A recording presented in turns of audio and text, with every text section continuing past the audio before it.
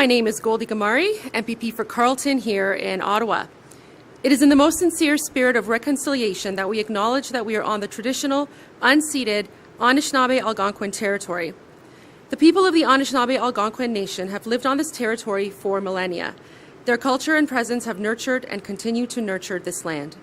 It is with respect for ties to the past, present, and future that we recognize our relationships with Indigenous peoples who are the traditional stewards of the land and with all members of the community where we have the privilege of living. I want to welcome everyone here today, especially the Honourable Stephen Lecce, Ontario's newly appointed Minister of Energy and Electrification.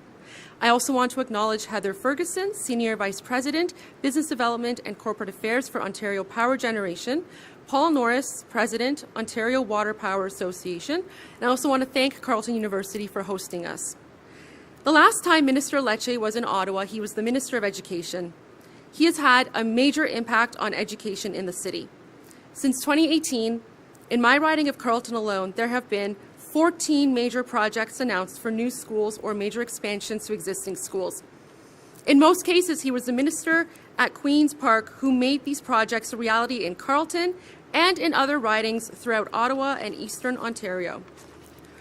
Ontario is becoming more dependent on clean energy as we prepare for economic and population growth in the future.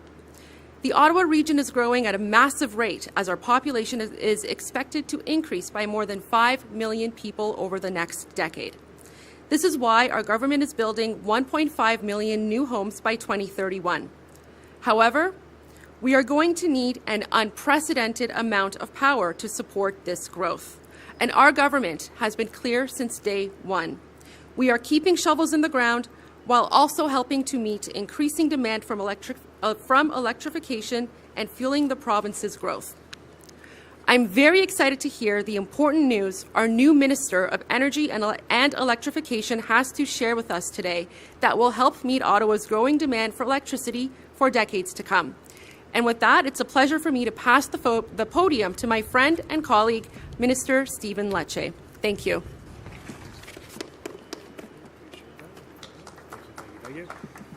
Okay, good afternoon. Thank you so much, Goldie, for the introduction and for the warm welcome. I want to thank Heather for being with us from OPG and Paul, of course, from the Ontario Water Power Association for your collective leadership. We spent the day together making announcements for this community to strengthen the access to affordable and clean energy for families. I also want to recognize MPP Lisa MacLeod, the great MPP for Nepean, and I know she'd want to be with us today.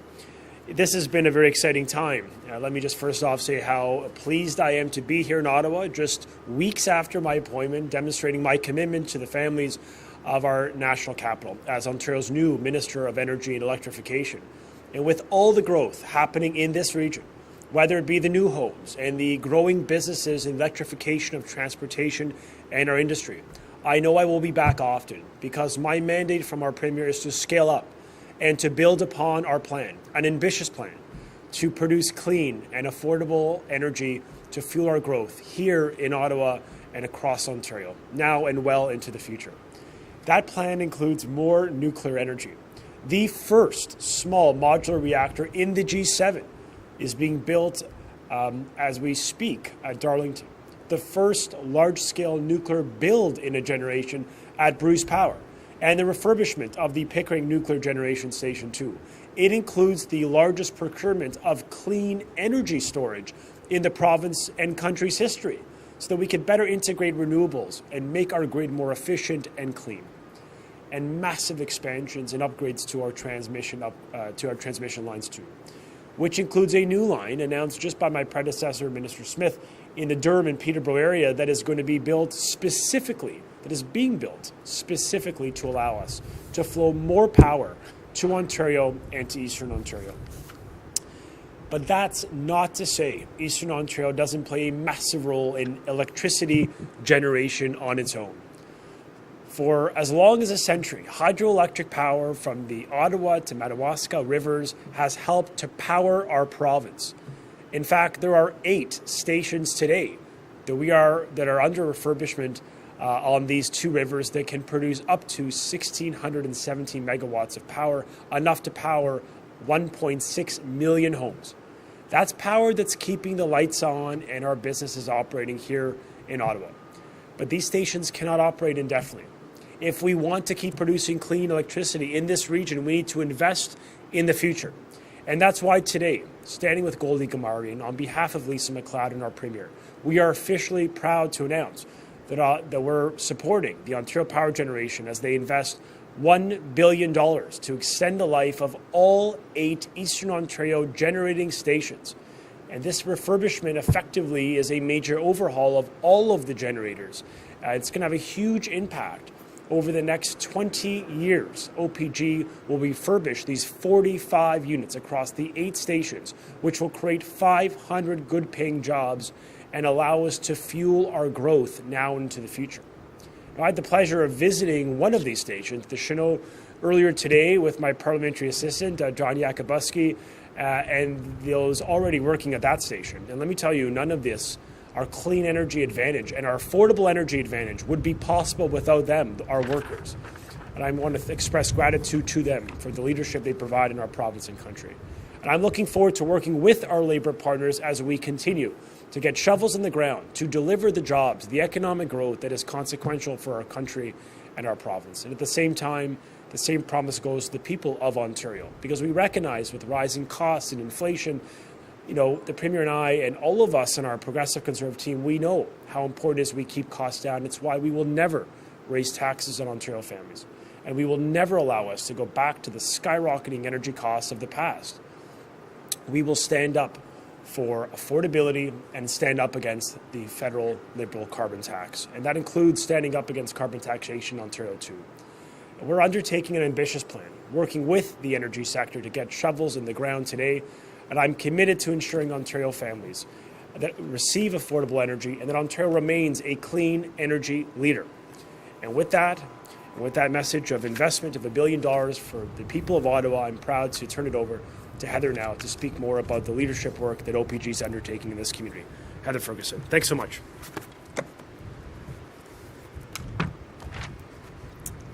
Thank you, Minister Lecce, for your support of OPG and our hydro operations in this region and across Ontario. And thank you in particular for spending the morning with us at Chinook.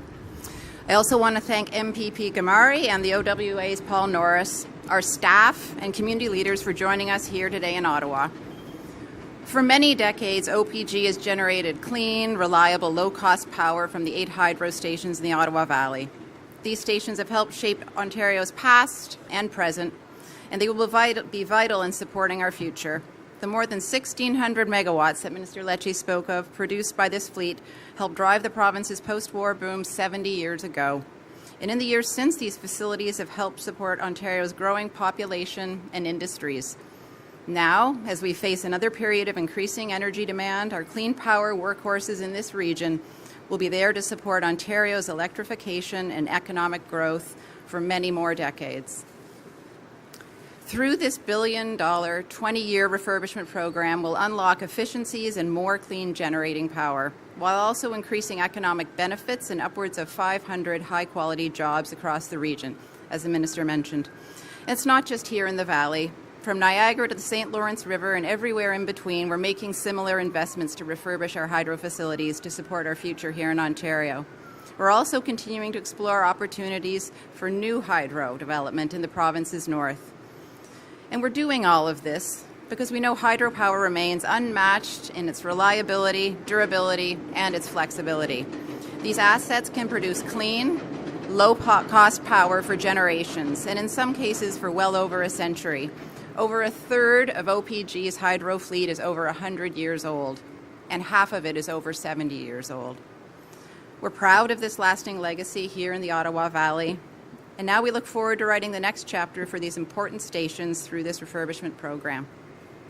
Thank you for joining us, and now I'd like to introduce Paul Norris, the President of the OWA, who will make some remarks.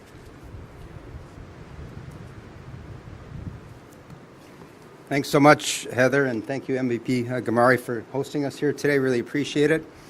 And thank you all for the opportunity today, and welcome, Minister Lecce, to your new portfolio. I'm really looking forward to working with you and your team. I'm particularly pleased to be here in Eastern Ontario. This is really the heartland of hydropower.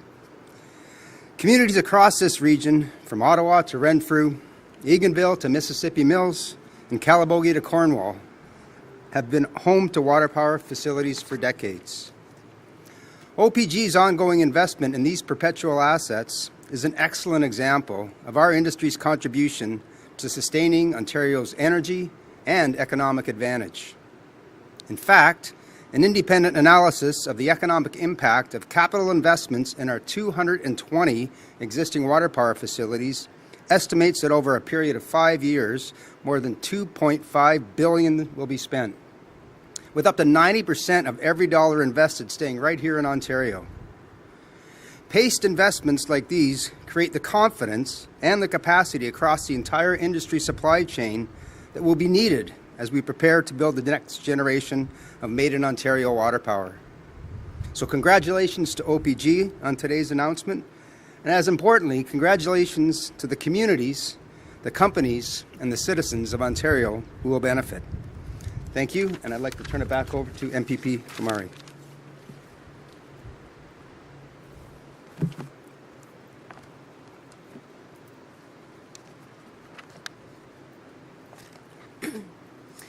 Thank you again to everyone who joined us here today. And as the Minister said, hydroelectric energy from the Ottawa and Madawaska rivers has not only helped to power our province, but also brought jobs to our city and region. With the announcement of today's $1 billion investment by the OPG, we are continuing to keep shovels in the ground. These 8 refurbished hydroelectric generating stations will continue to provide clean, affordable, and reliable energy to Ontarians. This plan will secure 1,617 megawatts of clean electricity generation, the equivalent to powering 1.6 million homes. This clean energy is needed as our government will be building 1.5 million new homes by 2031 to meet our growing population. With OPG refurbishing 45 units over the next 20 years, we are bringing 500 new, highly skilled and well-paying jobs to Eastern Ontario. I would like to thank the OPG, Minister Lecce, and our government for supporting the Ottawa region and for keeping shovels in the ground in Eastern Ontario. Thank you very much, and I'll now pass it to Minister Lecce for questions.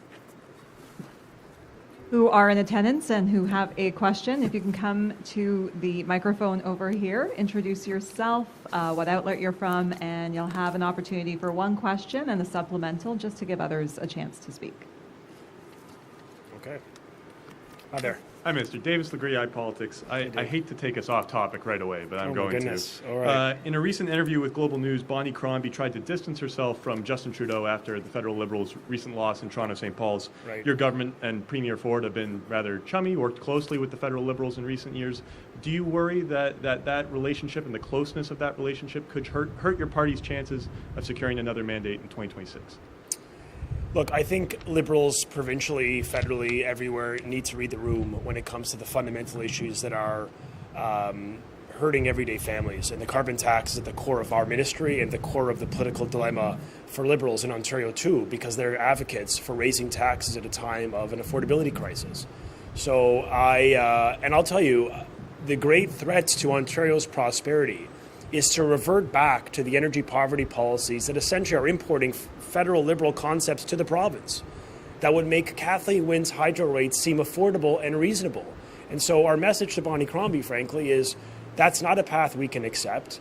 It is reckless for the economy. It's punitive for the most vulnerable among us, pensioners, single families, parents, new Canadians. I mean, I just think at the end of the day, the mission of government should be to articulate policies that will not make it more difficult on families and workers. And that's our message. And so we'll work with any democratically elected government. We will disagree vigorously on issues like affordability and the carbon tax. And we'll collaborate where we can because, of course, we're going to stand up for the provincial interests. And there are many moments big infrastructure investments can only be done when municipal, provincial, and federal governments come together. So that we'll always lean into that collaboration when it's appropriate, but we'll also articulate rather vigorously and clearly our opposition to policies that hurt Ontario families, and the carbon tax is a prime example of one. But what if the carbon tax isn't around by the time of the next provincial election? There's been a lot of speculation that Premier Ford might call a snap election. Do you think it would be advantageous to have an early election so your party can effectively run against a deeply unpopular prime minister and the carbon tax while it's still in place? Look, I think our focus at this point is actually investing, delivering, and governing. That's not our priority, the campaign. Our priority is actually getting things done. It's why I'm here with $1 billion investment, like 16 days on the job, to renew the infrastructure that's going to power our homes and our growth and our industry and our families. So I'll let the other parties focus on the politics. We're going to focus on delivering affordable, clean energy, reliable energy for families in Ontario. I know our Premier is very much committed to that cause, so much so that he gave me a mandate to enhance generation. And this investment actually will allow us to better optimize our hydroelectric stations and produce more energy, more clean energy to power growth. That's in addition to the nuclear refurbishments well underway at Pickering and Darlington, the SMR expansions, the small modular reactors at Darlington 2, and of course the largest nuclear refurbishment of its kind in the country at Bruce. So this is a government that's thinking long-term, focused on affordability and focused on making life easier for everyday families, and that's going to be our priority. Thank you. Sorry, I didn't give you the answer you wanted there, but good try. Anybody else with a question? This concludes our press conference. If there are any other reporters who want to speak about anything else, let us know. Okay, thank you. Okay. That's great.